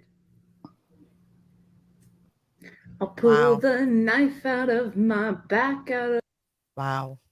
Wow. Okay, just so you guys know, no, this isn't funny by any means. No, show you who she's this very is. talented, though. And this is how she's working through her PTSD and her trauma. She just lost her husband a year ago to a crazed lunatic who stabbed her husband to death. He died saving her life. Yeah. So here is the story on them, if you guys aren't aware. Masked intruders still at large after stabbing Oregon woman 19 times, killing husband who tried to protect her. Rural area in Marion County, Oregon on August the 13th, 2021. There she is prior to being stabbed. Authorities are looking for the person responsible for attacking a young couple in their Oregon home last month. This is obviously over a year ago, killing the husband and seriously injuring his wife. Travis and Jamie Lynn Juten were sleeping in their home in rural Marion County on August the 13th when shortly after 3 a.m., a masked intruder broke in and began to attack them. Travis, 26, died from multiple stab wounds. Jamie Lynn, 24, was seriously injured after being stabbed 19 times. The Jutons were supposed to fly to Hawaii the following day. The person who was going to watch their house and cat while they were away was sleeping in the next room. That person heard noise and called 911. The assailant fled the scene, and authorities have not yet identified any suspects or disclosed a motive in the attack. Friends and family say that Travis died protecting his wife. He saved her life. The couple's friend, Elaine Leon, told KOI on TV. He protected her from the attacker. Travis's family released a statement Friday afternoon. Our family is grieving the loss of our son, nephew, brother, and friend, Travis Juton, aged 26, whose life was brutally cut short the morning of August 13th by an unknown assailant who murdered him inside his home. His wife, Jamie Lynn, was seriously injured and is recovering in the hospital. Travis was a kind, gentle, and loving person who did not deserve to lose his life, and for reasons unknown to any of us. While we grieve Travis's loss and wish for Jamie Lynn's health, we continue to be concerned for the safety of our family, friends, and neighbors. If you have any information that would be of assistance, please contact Marion County Sheriff's Office. Your help is greatly appreciated. And then they had a GoFundMe page to help with her expenses, and it's awful. I mean, just reading what this poor girl has gone through. It's tragic. And there's a really weird $1,500 donation, anonymous, that was just sent in to Jamie Lynn less than 3 weeks ago. Really? Yeah. Mm.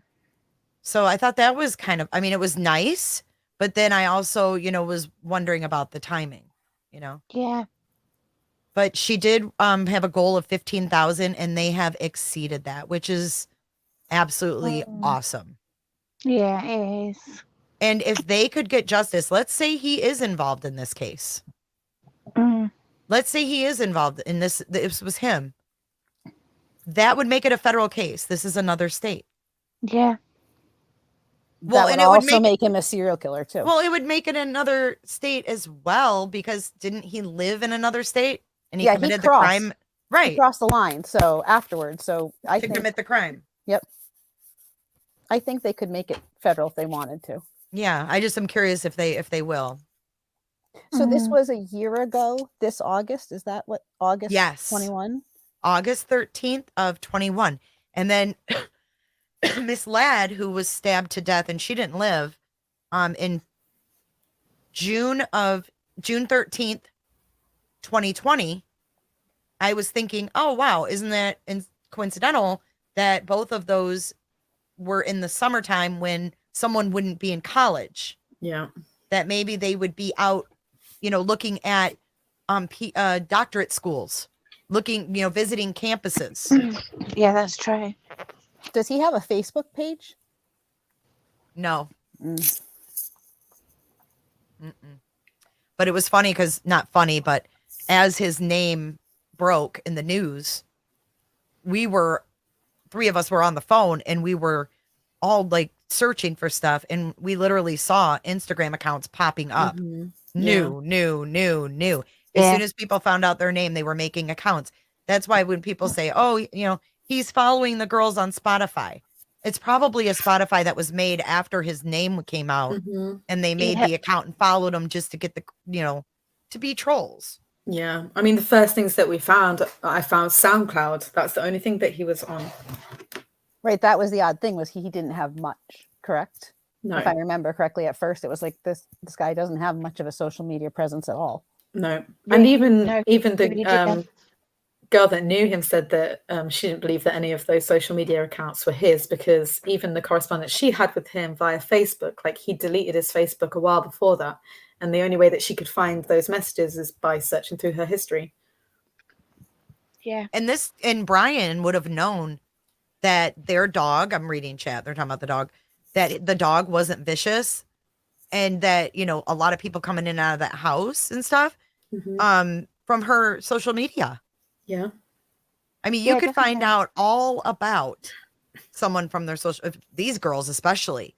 Mm-hmm. You can find out where they go, where they frequent, what they do, where they work, who their family members are, who their friends are. I Mm-hmm. mean, what And the heck? he takes classes on that. I mean, I don't know how far he's gotten Yes. in those studies, but I mean, the things that you were reading last night, I mean, those were manuals down to, I mean, tilts of knives and stuff. I mean, so Yes. if he knew how to get what he was looking for, if he wanted it, if this is the same person. For sure. He was studying this stuff. And that brings me to some of these videos from DeSalle, where he went to school and got his master's in criminal justice. I'm going to show you guys a couple videos from there. It's pretty interesting because DeSalle, not too long ago, before he went there, upgraded all of their stuff, all of their computers, their ability. They have like Celebrite, so all the students can use Celebrite. They upgraded in like 2000, I want to say 16, because they made all these videos about their criminal justice program. And they're talking about their new lab and they're showing all this stuff. And they're very hands-on. So they talk about how their school is more hands-on than most criminal justice programs. And you're going to see what they do. They make their own crime scenes. They have their own interrogation rooms. You'll see it. Watch. Can you see or no? Not yet. Wait, hold on. Yet. I guess I have to share my screen in order for you to see it. That would help matters. Here you go. All right, let's start over. Here we go. Sales gave me the tools to figure out who I can be and who I want to be. And I think that if I was in a different situation, maybe at a different college, I don't necessarily know that I would have had those same opportunities. So I'm certainly grateful for that. The criminal justice program here actually has a number of specific tracks that are designed depending on the student's interest. For example, we have a new track in digital forensics that allows students to prepare for working in a field that actually evaluates cell phones, computers, iPads, and other electronic devices that are used during the commission of a crime. We also have an intelligence track that focuses on the issues of homeland security and terrorism. We also provide a track for pre-law for students interested in pursuing law school as a prosecutor or defense attorney. You're getting practical instruction from people that are either currently in the fields that you desire to be in, or from people that have been in the field previously. Who are going to teach you not just from what a book tells you about criminal justice, from what it is actually like in the field. We've had students intern at the U.S. Marshals Service, at a number of local police departments. We also have, specifically for DeSalle students, an internship at the Lehigh Valley Coroner's Office, at the Lehigh Valley Digital Forensics Laboratory, and also at the Lehigh County Intelligence Center. Your instructor makes a proactive effort to get to know you, not only as a student, but as a person. So I think that personalized touch that you get here at DeSalle is a unique advantage for students because they're not going through the process alone. Their entire 4 years, the faculty is here to guide them. We have a unique program available where a student can get their undergraduate degree in criminal justice and their master's degree in criminal justice in just 5 years. Students essentially are able to save both time and money by getting several graduate courses completed with their undergraduate degree and their undergraduate tuition. We have students that go on to federal agencies like the Secret Service or Customs and Border Patrol. We also have students who are interested in local and state law enforcement, like the state police or local police, or people who want to work with children in the children and youth services. So really they have their option of jobs at either the local, state, or federal level. And I believe our degree prepares them for a successful career at any of those levels. One of the biggest mottos or sayings in the school is, be who you are and be that well. And I think that both the undergraduate and graduate programs allow you to discover what you're good at. Not something that you're not something that you think you'd like to be, but figure out where your center is, figure out who you are as a person, as a student, and then take that and make yourself the best at being that person.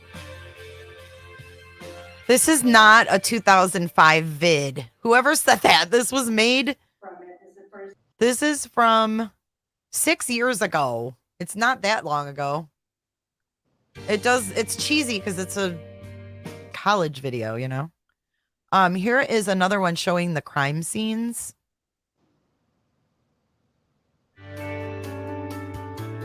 We're here for CJ 360, which is a criminal justice crime scene investigation class. We're here at a house on campus. We have some crime scenes set up in the kitchen. There's some upstairs in the bedrooms. The different scenarios in every room are giving us a real world kind of example of what's going on. So there's different rooms are set up with different mock-ups. Some have guns, some have bats, all fake, obviously. Blood splatter issues.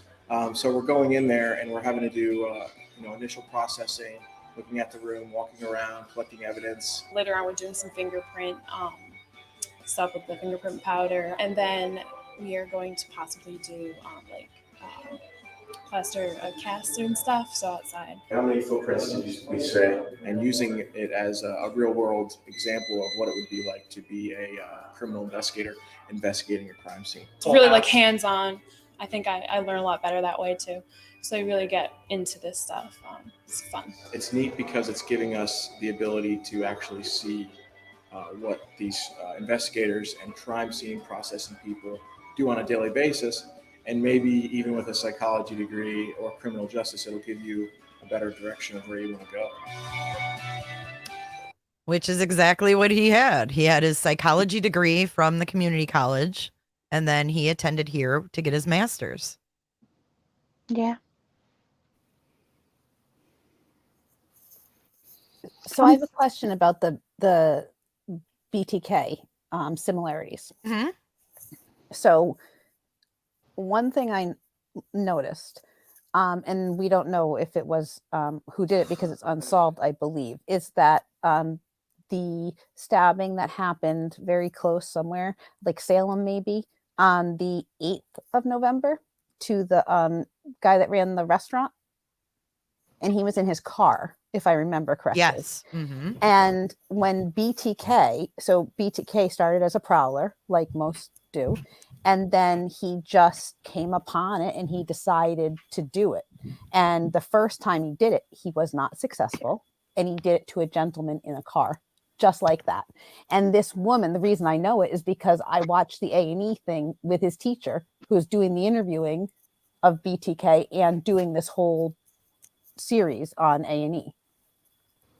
Wow. You said you That's were really watching that. interesting. Yeah, I know. I watched his confession. It's on YouTube. And tomorrow we're going to do a live and we're going to go into the BTK. So Mary P, if you're not busy tomorrow, you are invited to come up.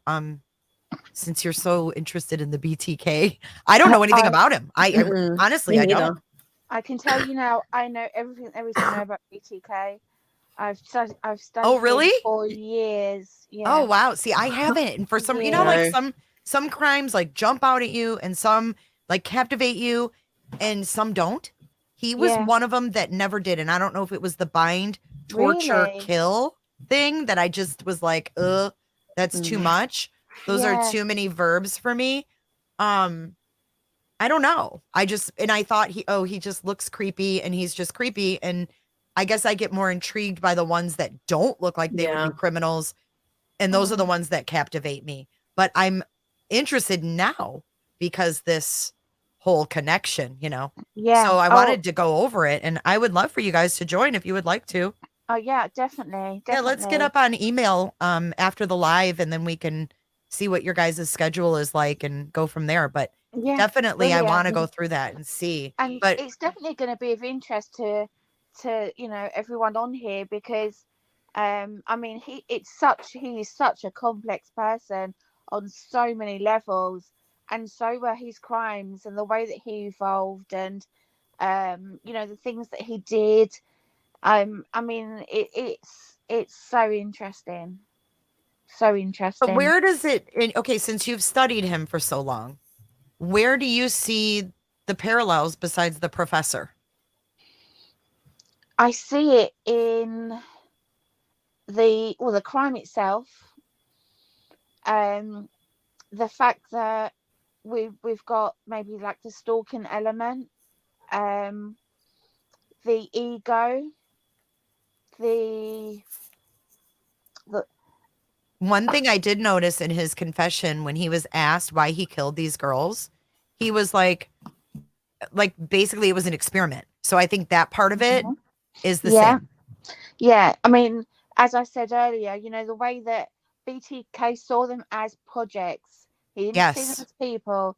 you know, they were his projects, and that's how, and he was very methodical in the way that he thought about it, and the way that he embedded himself into it as well. And so we see a lot of that in Bryan, just in the way, you know, because of what he was studying, with the stalking, you know, that, so there's definitely the behaviors, there's a lot of the isms. But And don't you think that the BTK, I mean, from what I've learned, it was like a sexual gratification, and he actually admitted that? yeah, Do you so think it was for Bryan? I don't think so. I see. Yeah, I think one of the things, and I don't know, it's just total speculation, but it's the game playing.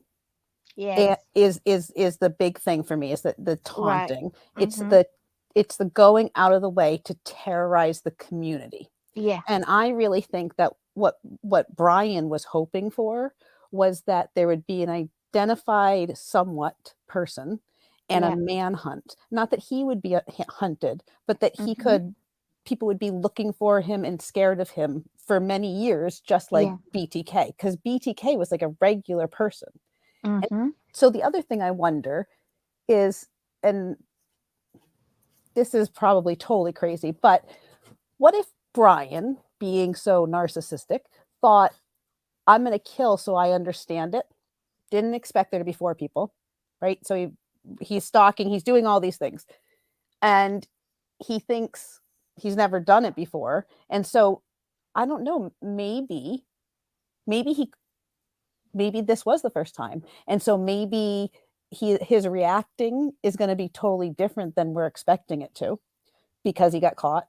Or, I mean, I just think he was trying to be so sneaky and manipulative and become the best criminal investigator person ever. Like, I think you're spot on there.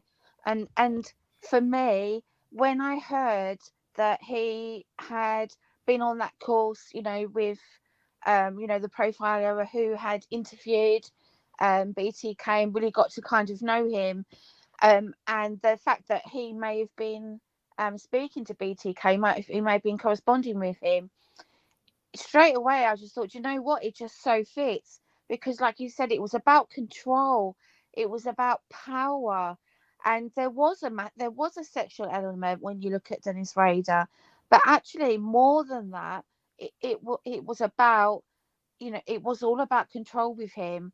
And there were long periods, remember, where, you know, he went missing, and he was quite content to use his tools and, you know, things that he had to get the same kind of you know, the same kind of enjoyment. So yeah, I mean, Guys, look at her scar. I'm sorry, I was just looking at her TikTok. Oh God, yeah. Look I at mean, that. look. So I went back to the beginning. horrific. Her second TikTok is, I decided to document my progress, and she like does her physical therapy with her hands in some of her videos. I think we all should go follow her on TikTok and show Yeah, I her think lots so of support. too. It's I'll put the link to her TikTok. If you're on TikTok, I'm not, I am, so I'm gonna. but look at whoever is, yeah, I mean, show her some support. She only has like, Yeah. you know, 30 hearts on these videos. I mean, Oh, bless her. she deserves more than that. And I mean, I can only Absolutely. hope and pray that this is her attacker and that she gets to see some justice, because what happened to her is horrific. I mean, this girl is struggling to get through life. This right here says, grand old question, what's the point? Hashtag trauma, hashtag depression, hashtag heartbreaking. vulnerable. I mean, I can't even, it's going to make me cry. I can't either. Can't even It's imagine. awful. It's awful. And I think sometimes it's really overlooked, isn't it? That these victims, you know, it's a lifelong struggle. Yeah, I mean, we don't see this normally. No. You know, especially since her case isn't like big news, you know, because she lived. Yeah. You know, she lived. So, I and know. it's unsolved, and we would have never heard about it had this not happened. No. And I have one more video I want to play of hers. I want to see. This is probably really sad, but I'm going to play it anyway. It says, happy anniversary, my love. Do you ever feel everything all at once, constantly? Do you ever feel everything all at once, constantly? That's it. Gosh. God, that's horrible. It's just unimaginable what she has to deal with. Like, she's got her own injuries and stuff, but also the survivor guilt for her husband dying. Yeah, I'm sure every day is a challenge, you know. Has to be. This is she says physical therapy and recovery process.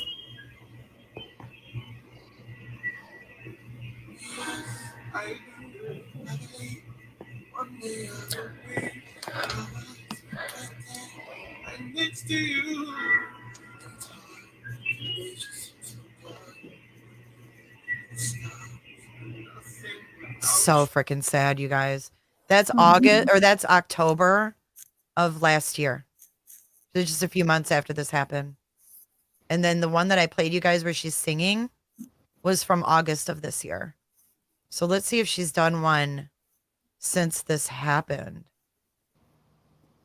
11/26. Oh, there's her dog and cat. That must be the cat that the person was going to watch. And here, her and her husband were supposed to go to Hawaii. Mm-hmm. I don't know what this is.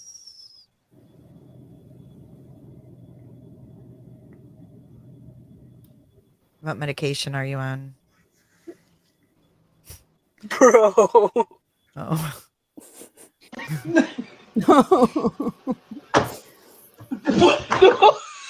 Okay, but listen. I had surgery on my head like yesterday. I can't be laughing like this. It hurts. Poor thing. Damn. I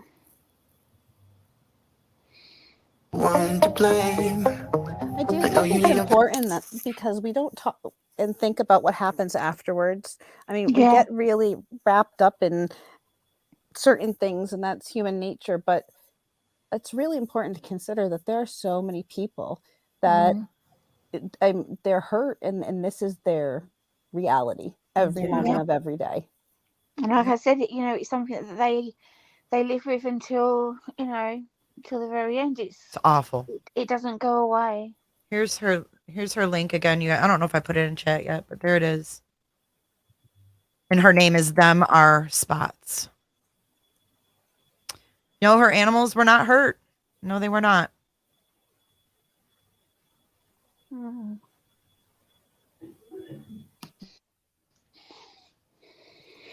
So yeah, I just wanted to share that. I think that's it's crazy. Yeah, we should see more though. We should see more of the victims and their struggles and the ripple effect that it has as well, you know, on the families. And it doesn't just affect the victim, it affects the parents and the siblings, you know, and And she's literally just needs money for medical bills, like legitimately, you know. It's heartbreaking. And the way she's putting it out too. I mean, that's the other thing is that, I mean, if that's the way she's processing it, then I would imagine she'd appreciate people seeing her process or their process. For sure. Absolutely. Well, that's why she's doing it, right? Yeah, absolutely. And her putting that stuff out and talking about it and stuff helps other people as well. Yeah. I mean, it takes balls to do what she's doing. It does. Because that's scary. And look at this one that I'm going to share again. I'm not going to play it, but I just want to show you the filter she used. Because I thought it was just really sad. She used like this half, like, look at that. We can't see. Oh, there you go. See that one there? Yeah. I know it's a filter thing, but it's just like, I know, but she doesn't look like she did before, you know? And she does look quite, I mean, she does, forgetting about the scar, just like the light in her eyes, you know, when you see a picture of her and her husband, and that light has gone. Yeah, I agree. And that's just heartbreaking. Right, and those are the things you can't see. Yeah. except for the way you're saying it. But yep, Yeah. exactly. Yeah. That's what really, I think really strikes me about that. Yeah, it's absolutely horrible. Mm. So, does anybody else want to call in? You guys have been wonderful, by the way, and I'm so glad that both of you called in. And I'm looking forward to going over BTK with you guys. Oh, definitely, definitely. So I'm going to jump down because I need to go and check out what's going on with Harry. Go check out the Harry news. I need to go check this out, girls. You know, 'cause, I mean, I don't know what's going on right now, but I need to know. And yeah, because TikTok, my followers on TikTok will be thinking, what's going on? Because normally I would have had something on there by now. But what I'll do is send me a message and just let me know what time, because all times pretty much are okay for me. And yeah, let's do BTK because we can kind of, it'll be so good to look at that and and to look at the comparisons because they're definitely there. Yeah, I'm excited to go over it with you guys. Me too. Thank you for having me. Thank you. Everybody. Thank you to everyone in chat. Make sure you hit that like button. Yes, and go subscribe to At the Scene with Haley V. I didn't call you Hillary this Not time. Hillary. I feel like I want to be called Hillary now. You've just been so lovely. You've just been so lovely. I love having Oh. two proper British people on panel. I know, it's nice to have feel so another one like me. I know. Let's go and have some tea. Okay. Right. I love you all. So yeah, I will. Just give we'll me a get message together. and- Yep. Yeah, definitely. All right, Okay, take care. love you, Have a good Lucy. evening. You too. All right, see ya. Bye. And I'm going to Sarah M. Sarah M says WFLA now live coverage begins at 3 p.m. Tuesday. Thanks for filling us in on that. Now stand down.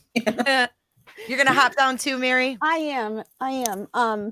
And just before I go, if I could just have a minute to say something about the autism thing that keeps coming up. Oh, sure. This is a personal thing, so I have a soapbox here, so I'll be very forthcoming with that.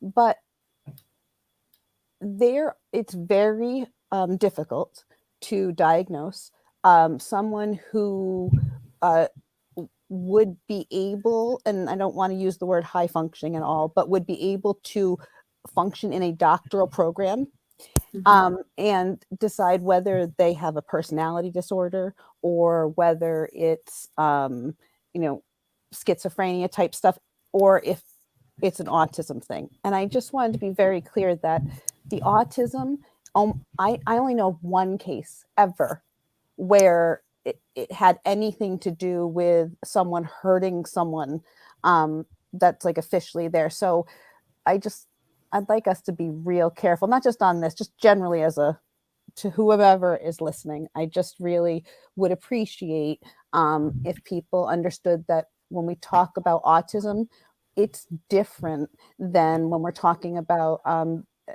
mental illness and personality disorders. It's not the same. Yeah. And it's not that people with autism don't have empathy and whatnot, because they do. It's Yep. just a perspective and they might not show it the same way. Yeah. So I'd like us to be real careful, because I think a lot of people would be more open if they weren't judged so much. Yeah, I completely agree. That's personal to me as well. And I've seen that thrown around so much. It gets thrown around so easily, but yeah, you're completely right. People need to think more about what they're saying. Well, thank you for giving me a chance you. to say it. Thank you for saying that. Yeah. And we'll get together.